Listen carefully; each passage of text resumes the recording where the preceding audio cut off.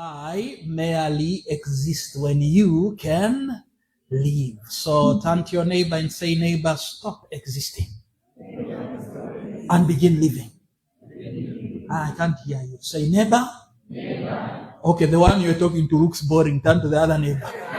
Yeah. Now turn to that one who is on fire and say, neighbor, stop existing and start living. Thank you so much. So why merely exist when you can live? Now, this morning I would want to challenge you and I to understand that it is possible to exist and yet not live. And I should mention that it is not everything that exists that is living.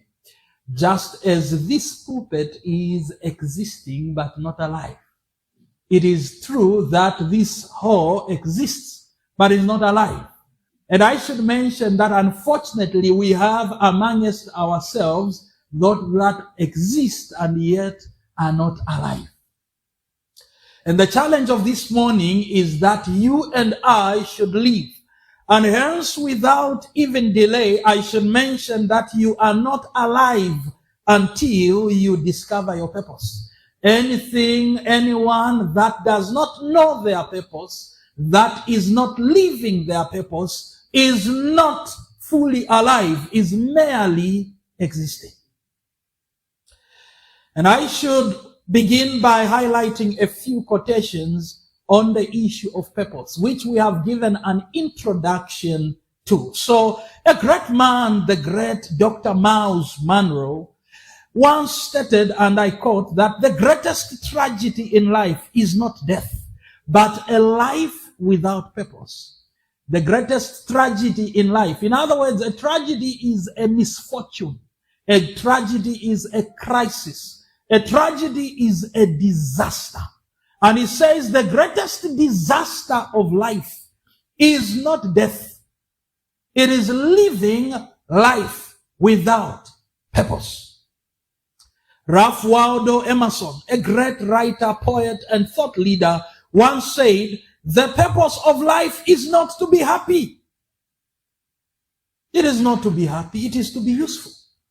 And he says, to be honorable, to be compassionate, to have it make some difference that you have lived and lived well. So having a purpose makes a difference.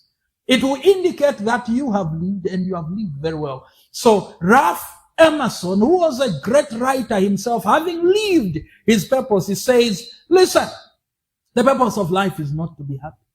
You can be happy in foolish things. And we have a lot of people that are foolishly happy. That's not the purpose of life. To be happy and you are half sober because you are drunk and you are saying, I'm happy. That's foolishness. To be happy and high on drugs. You can be happy and high on drugs. That's foolishness. And it is not the purpose of life. You can be happy because you are enjoying stolen money. That's foolishness. So the purpose of life is not happiness. You can be a happy thief, a happy prostitute, a happy robber, a happy murderer. Happiness does not only belong to the righteous. Even the wicked can be happy.